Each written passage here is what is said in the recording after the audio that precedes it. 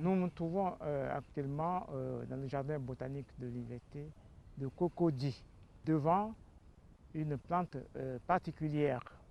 Son nom vernaculaire, c'est Okubaka. Okubaka, qui veut dire en akan Oku, c'est-à-dire qui tue, Baka, arbre, c'est-à-dire qui tue arbre. Cet arbre, quand il se trouve dans un endroit, vous arrivez dans ce village, vous demandez si on peut vous le montrer. Le villageois que vous demandez dit oui, il y a un Okubaka chez nous ici, mais je ne peux pas vous le montrer. Parce qu'en le montrant, celui qui montre à l'étranger cet arbre meurt. Et c'est pour cette raison que personne n'ose aller vous le montrer. Alors, si vous tenez absolument à voir cet arbre, ce villageois vous demande est-ce que vous saurez le reconnaître en arrivant au pied. Si vous répondez oui, il dit bon, on va partir où il se trouve. Et quand on va arriver à environ 10 à 20 mètres, je vais tousser et vous le cherchez vous-même puisque vous savez le reconnaître. Et on y va. Et quand on arrive au pied, presque au pied, et le villageois tousse et vous le cherchez. Et comme il est très particulier cet arbre, vous le découvrez. Pour nous scientifiques, quand nous arrivons au pied de l'arbre, effectivement, il n'y a pas de plantes ligneuses. Les plantes que vous trouvez autour sont des plantes herbacées, de marantacées ou de gingibéracées. Il n'y a que 2 espèces de plantes ligneuses qu'on trouve sous cet arbre. Et dans toutes les régions, dans toutes les forêts où on trouve cet arbre, il n'y a que ces 2 plantes qui poussent autour. Alors scientifiquement, nous autres en Côte d'Ivoire, on n'a pas réussi. Nous avons appris par la suite qu'un chercheur anglais qui a travaillé au Ghana avait travaillé sur les racines. Alors, les racines comporteraient des ventouses, des sussoirs sur les racines. Et cette plante-là fait partie de la famille des Santalacées. Or, toutes les plantes de la famille des Santalacées ont cette particularité d'avoir des sussoirs sur les racines. Et ce sont ces racines-là qui parasitent les autres plantes ligneuses tout autour. Mais les gens ont commencé à le détruire parce que quand il se trouve dans un champ de cacaoyers, ça tue tous les cacaoyers meurent. Alors, donc les gens ont commencé à mettre du feu, ils ont tout tué. Donc aujourd'hui, il ne reste que quelques exemplaires en Côte d'Ivoire, surtout dans la région d'Abangourou. Alors nous avons tenu à le mettre ici pour ne pas qu'il disparaisse complètement de la forêt dense humide de Côte d'Ivoire.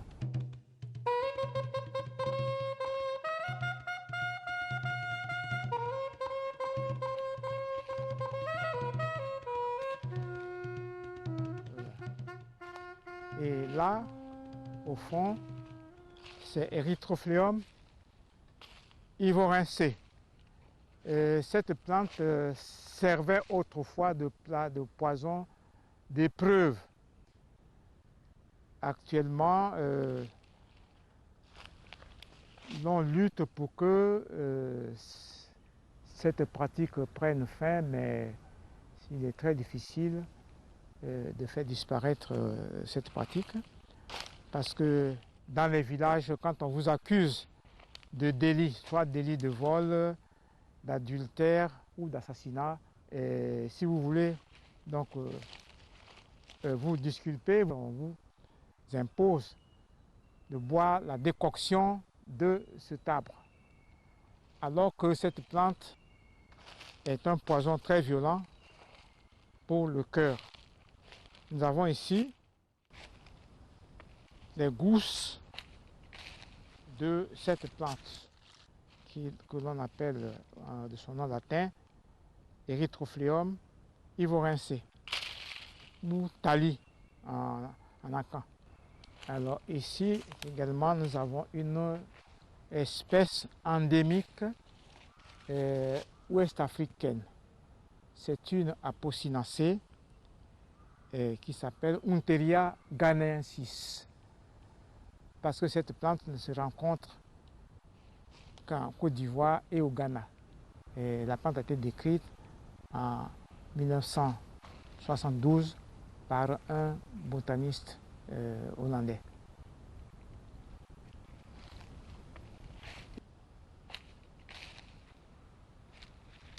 Ici, nous avons là également une autre plante qui est ce que les gens appellent actuellement tapa.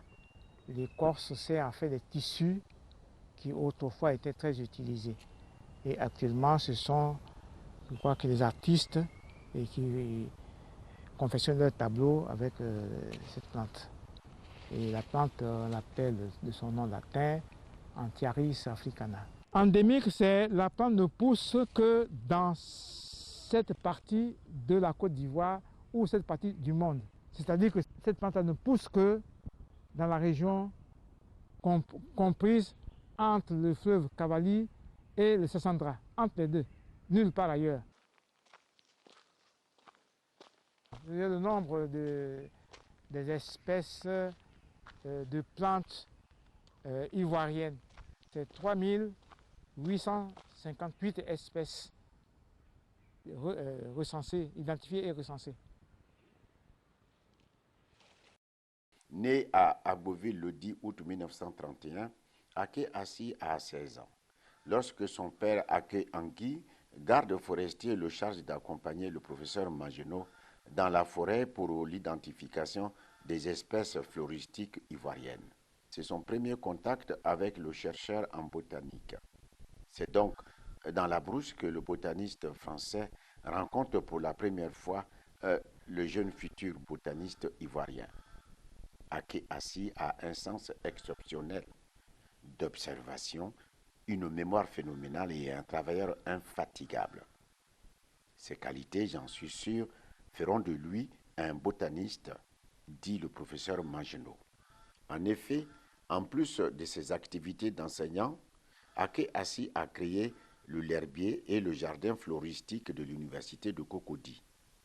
Il a recensé et classé la quasi-totalité des plantes de son pays, la Côte d'Ivoire. Il a animé des conférences sur la botanique dans toutes les universités du monde francophone. Aussi, il a parcouru toutes les grandes forêts d'Afrique et de l'Amérique. Pourquoi cet acharnement sur le travail d'identification des plantes? Quand je vois une plante que je ne peux pas lui donner un nom, cela me chagrine et il faut que je cherche pour trouver un nom. C'est pour cela que je suis toujours au travail, dit-il. J'ai été approché au Muséum national d'histoire naturelle de Paris par un chercheur allemand du nom de Gerhard Bringmann pour me demander si je pouvais collaborer avec lui sur l'étude des plantes médicinales, particulièrement les plantes concernant le paludisme. Et j'ai donné mon accord et on a collaboré. Je leur ai fourni beaucoup de plantes. Et voici alors un échantillon de cette plante. Cette plante elle est endémique. Elle ne pousse nulle part en dehors de la forêt de Taï. Et elle est curieuse. À l'état jeune, la plante donne deux types de feuilles. Donc ces feuilles allongées, qui sont celles-ci. Et au mois de mars, la plante édifie un autre type de feuilles, qui sont des feuilles glandulaires et qui donnent une espèce de mucilage. Et ces feuilles-là sont carnivores et qui attrapent les mouches ou les fourmis et les dissous. Et ensuite, la plante, quand elle devient lianescente, parce que c'est une grosse liane qui peut monter jusqu'à 30 mètres de hauteur. Et quand la plante commence à être lianescente, elle donc édifie un autre type de feuilles que nous n'avons pas ici, mais que nous verrons plus tard, plus haut, la plante a une espèce d'excroissance au sommet et qui est donc qui a un appareil qui édifie un appareil d'accrochage et qui permet donc la plante à l'état de liane de grimper au plus haut sommet.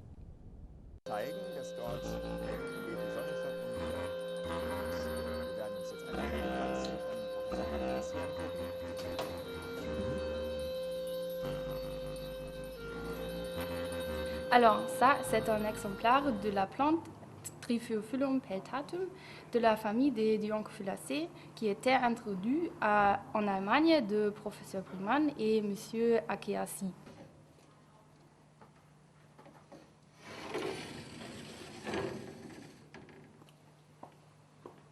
Tout ce que je vais vous montrer maintenant chimiquement, c'est là-dedans, dans ces petites branches humbles, modestes, comme le professeur Akeasi.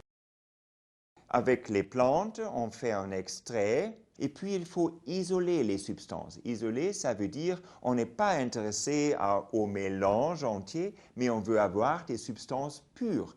Et puis, il faut clarifier les structures et regarder si c'est une substance nouvelle. Dans ce cas-là, c'est la classe des dioncophylline, appelée selon les Dioncophyllacées. Ça, par exemple, c'est la structure de la dioncophyline C, et cette substance-là a une activité antimalariale remarquable. Et ce qui est unique pour ces alcaloïdes aussi, c'est la façon comment les plantes produisent ces substances chimiquement. Nous avons fait la recherche de ça dans le parc de Taï, en Côte d'Ivoire. Il y a beaucoup d'alcaloïdes isoquinoléniques, comme la morphine. Il y en a 2000 même. Ceux-ci sont les seuls qui sont produits sur un autre chemin chimique. Et ça, c'est absolument admirable, c'est absolument intéressant pour les chimistes de copier, d'imiter cette façon chimique. Alors, le chimiste peut apprendre de la chimie des plantes ivoiriennes. Ça, il y a encore le liquide conservateur et ça, c'est un spécimen d'une espèce de sapotacée. La famille des sapotacées contient des espèces d'arbres. Et la seule espèce de sapotacée lianescente est cette plante-là, Chrysophyllum welwitschii. Et nous avons pu avoir les fruits qui sont contenus dans ce bocal, mais c'est les seuls fruits que nous ayons de cette espèce. Et vous voyez l'état dans lequel se trouve ce bocal. Dans peut-être le mois prochain, peut-être dans 2 mois, le bouchon va partir, le liquide va se renverser et les fruits vont être envahis par les champignons. Et tout ça, c'est un matériel très performant pour l'enseignement, mais malheureusement, vous voyez, la collection va disparaître. Alors, je ne sais pas comment est-ce que motiver actuellement la jeunesse pour que les choses puissent suivre leur cours normalement. Le professeur Akeasi et moi-même, nous avons ensemble 53 publications communes et 3 brevets. Mais le chemin envers un médicament contre la malaria, ça c'est un chemin long et dur, parce que ce n'est pas une maladie des riches. Imaginez-vous, 70% des infections de malaria sont en Afrique, et imaginez-vous encore que 90% des cas de mort sont en Afrique. C'est-à-dire, la malaria se concentre sur l'Afrique, surtout les cas de mort se concentrent sur l'Afrique et sur un continent qui n'est pas tellement riche. Alors, l'industrie pharmaceutique n'a pas un tel intérêt de développer de nouveaux médicaments, comme par exemple contre des maladies de cœur, des cancers. Aujourd'hui, le politicien ne sait pas ce que c'est qu'un herbier. Peut-être qu'il faut qu'il sache pour savoir qu'un herbier c'est important, ça fait partie de l'histoire d'un pays, etc., etc. Et qu'une collection de plantes ou de parties de plantes dans un bocal est aussi très important pour le développement.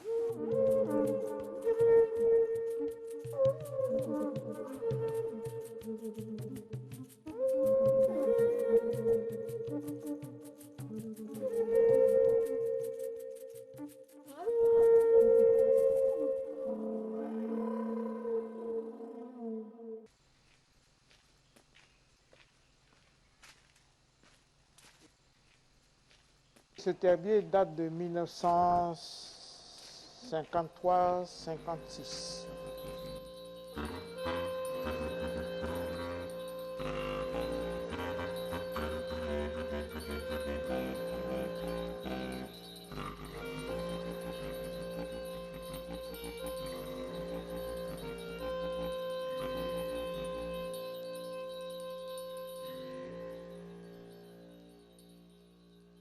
Quand je récolte une plante, je la récolte en 4 exemplaires.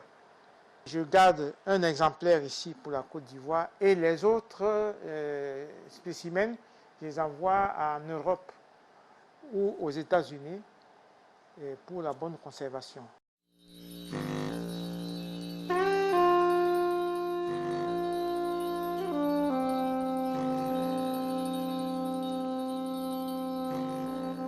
Il n'est pas possible que la France ou bien le Togo viennent nous aider à s'occuper de notre herbier parce que le Togo a son herbier, la France a son herbier, il appartient à notre pays qui a constitué cet herbier de le gérer. Je l'ai connu lorsque j'ai commencé à travailler en tant que chercheur, en tant que toujours maître, mais à travers différentes excursions que nous avons faites, soit au niveau de la forêt des Taïs, et même à l'extérieur du pays, au Ghana ou au Burkina Faso, où nous avons toujours continué à apprendre auprès de lui dans la nature. Parce que pour ça, quand on rentre dans la nature avec lui, on découvre toujours quelque chose.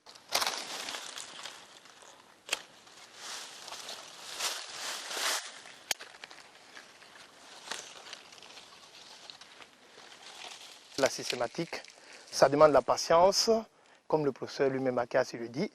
Il faut vraiment prendre du temps, il faut accepter d'observer la nature, il faut accepter également de gagner la confiance des gens avant qu'ils vous enseignent les connaissances traditionnelles de la nature et tout ça.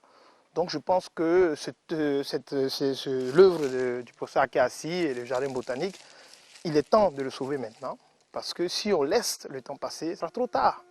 Et on perdra toute cette diversité.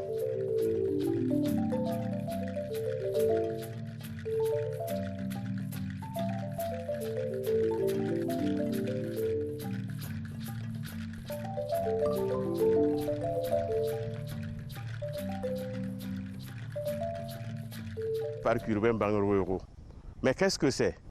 C'est une forêt classée depuis 1936 qui a été rétrocédée à partir de 1997 à la ville de Ouagadougou, et à partir de ce moment, le conseil municipal et le maire en particulier ont voulu me responsabiliser ici. Lorsque je suis rentré ici, il y a un seul conseil que le professeur Akiasi m'a laissé. Je lui ai dit, planter un arbre c'est bien, l'entretenir c'est bien, mais comment est-ce que je peux gérer la question de la pérennité? Le professeur Akiasi m'a regardé la souris, il m'a dit, regarde, ce que tu tiens là, j'ai vu une sculpture dans ton parc où tu as dit que le maire de Ouagadougou disait qu'on ne l'a pas hérité de nos parents, mais nous l'avons emprunté à nos enfants. C'est une citation ancienne. Mais inspire-toi de ça et te dire qu'on t'a mis là aujourd'hui, il faut que demain tu transmettes à quelqu'un d'autre et que ça continue. Et là où tu passes, marque. Je lui ai dit, mais comment j'ai fait? Il m'a dit non. C'est simple. Pour que les gens s'approprient cette forêt, pour que les gens la protègent, ben, nos grands-parents avaient dit que c'était sacré. Toi, tu vas leur montrer en quoi c'est utile.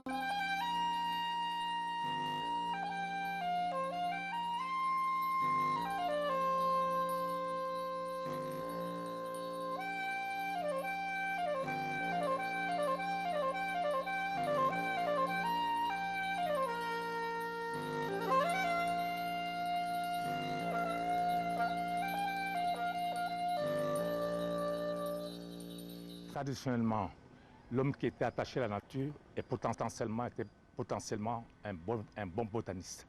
Prenez un vieux paysan de Côte d'Ivoire, du Burkina ou du Mali, vous verrez qu'il a des connaissances botaniques extraordinaires. Dans le domaine de l'alimentation, par exemple, il m'est arrivé plusieurs fois, lors d'une journée mondiale de l'alimentation de la FAO, à Ouaga ici, d'insister sur l'importance du partage des différentes spécialités culinaires. Ainsi, le zamené, de son nom Moré, qui n'est pas connu chez nous, les Boaba, mais pour eux, si on arrivait à le vulgariser dans le bois mou, c'est intéressant parce que nous avons des peuplements de cet acacia macrostachya, mais on n'en connaît pas l'utilisation. Nous avons des espèces totémiques. Là, je me réfère à mon collègue Ogé Kaboré, chercheur ethnomusicologue ici. Il a fait une fois une communication en retraçant l'importance de la plante et l'interdiction de certaines pratiques. Dans le temps, traditionnellement, on ne cueille pas les fruits de karité que lorsqu'ils tombent. Si vous les cueillez avant qu'ils tombent, vous risquez d'être foudroyé. Alors ça, c'est un interdit, bon, qui aujourd'hui, malheureusement, semble être transgressé par l'appât du gain. Il y en a qui récoltent le karité immature, ils le font mûrir par des artifices avec le carbure, je crois, enfin, etc. et tout. C'est comme même des mangues, et des fois n'échappent pas à cette technique pour hâter la maturation. Mais l'amande qui fait quand même des grandes valeurs, qui confère au karité une grande valeur, eh bien, c'est déprécié parce que c'est une amande qui n'a pas toutes les qualités qu'on reconnaît au beurre de karité, par exemple. Le professeur Aké-Assi, j'ai eu l'honneur, le grand plaisir de le connaître depuis de longue date, qui a beaucoup contribué au développement des recherches dans la sous-région, en Côte d'Ivoire chez lui et au Burkina. Nous lui devons beaucoup. Des hommes comme le professeur Gingos Assi, des hommes comme moi et bien d'autres. Voilà une espèce qui est tropicale, hein, pantropicale, c'est le tamarinier. Soumou en bois mou dans ma langue. Et voilà, il est en fruit actuellement, on est en fin d'hivernage. Vous voyez les fruits, hein, c'est un excellent laxatif. Le tamarinier, de son nom français, a eu des vertus extrêmement intéressantes et elle est inscrite dans beaucoup de pharmacopées modernes.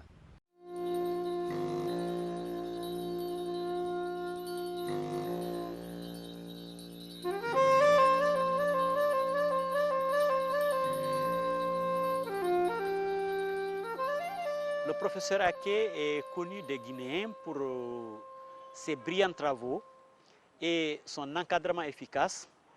Mais pour parler du professeur Aké, je préfère que le professeur Diarra Diawara, chef de la chaire de botanique, nous édifie sur ses œuvres, sur son travail en Guinée, sur la qualité de son encadrement de nos étudiants. C'est à travers des écrits que je l'ai connu. Et c'est ce qui m'a encouragé à demander à l'OPELF de nous envoyer le professeur Laurent Aké dans le cadre des cours d'enseignement. Ce qu'il faut vraiment retenir, c'est que quand nous rentrons, quel que soit le nombre d'étudiants, vous rentrez en brousse avec le professeur Aké, c'est vous qui allez vous fatiguer de récolter les plantes, mais lui, il va tout déterminer. La détermination, il n'a pas besoin de clés, il n'a besoin de rien pour une détermination. Ouais. Donc ça nous a permis, nous aussi, de rentrer dans ce terrain-là et de suivre ses traces. Depuis 1960, c'est-à-dire juste après l'indépendance, les diverses forêts classées, les parcs nationaux, en général l'espace naturel, étaient pris d'assaut par la population et chacun y va de son côté. Et jusqu'à aujourd'hui, les forêts ont perdu leur sacralité. Nous avons perdu 42 espèces de plantes qu'on ne trouve plus dans la nature. Ceci est dû à l'utilisation irrationnelle de l'espace naturel. Alors il serait souhaitable que les autorités fassent que la forêt soit respectée, c'est-à-dire qu'on ne coupe pas les forêts et les arbres sans être punis. Au village, le bois sacré est respecté parce que ce bois sacré appartient à tout le monde. Quand il y a des malades et qu'on ne peut pas guérir parce que c'est grave, et on va dans ce bois sacré-là pour chercher les médicaments. J'ai grandi dans un campement. Un campement, c'est comme un petit village. Le centre de santé était à 40 km. On nous soignait à partir des plantes. Et ces plantes, je les ai retenues. Quand je suis venu à l'université, donc j'ai fait un catalogue pour pouvoir les utiliser comme des documents d'études. J'ai eu l'opportunité de faire des sorties avec lui en octobre dernier lors du workshop du projet Biota Ouest au Burkina Faso. Nous avons passé près de 10 jours ensemble et j'ai eu vraiment le plaisir de le côtoyer et d'apprendre auprès de lui. Sincèrement, c'est une bibliothèque vivante et sincèrement, en tant qu'Ivoirien, je suis fier qu'il soit du même pays que moi. Ça, c'est un des carpels. Les deux carpels forment un fruit apocarpe. Les fruits, ça se consomme. Les fruits, ce qu'on appelle palu, scientifiquement, c'est accès fébrile. Bon, vous appelez ça diapadio, on dit palu, bon, moi je ne suis pas médecin. Alors, on coupe ça, vous coupez transversalement. Et vous avez à l'intérieur une pulpe blanche charnue. Et pour soigner donc cet accès fébrile, cette partie charnue, vous enlevez, vous faites macérer dans de l'eau, dans un liquide quelconque que vous voulez boire. Et on laisse macérer peut-être une demi-heure ou bien une journée. Et puis vous buvez. C'est très amer et ça vous soigne. Ça, c'est la première utilisation. Deuxième utilisation, les graines. Les graines, il y a des grosses graines à l'intérieur. Vous écrasez la graine et vous obtenez une pâte délayée dans de l'eau tiède. Vous faites des lavements. Vous dites purger. Bon, alors après avoir coupé et enlevé la pulpe charnue qui est à l'intérieur, on obtient une coque éséchée. Vous obtenez donc une espèce de gobelet. Et vous gardez ce gobelet chez vous. Dès que vous vous sentez fiévreux, vous sentez le froid, vous mettez un liquide que vous voulez boire, vous mettez dedans, vous laissez séjourner peut-être une demi-heure, un quart d'heure. Quand ça prend le goût amer, vous buvez et vous êtes rétabli. Voilà.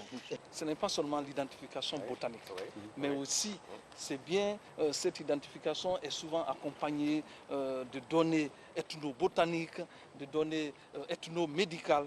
Donc ça vous permet encore de fixer non seulement la plante, mais de la connaître réellement.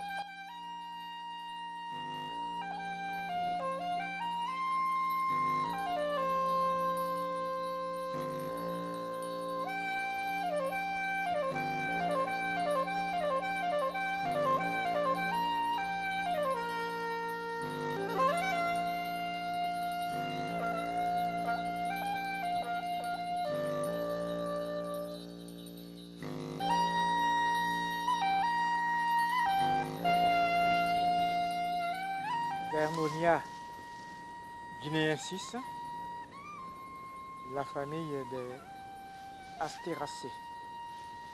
Et ici, ce sont les racines tubérisées qui sont mangées comme aphrodisiaques.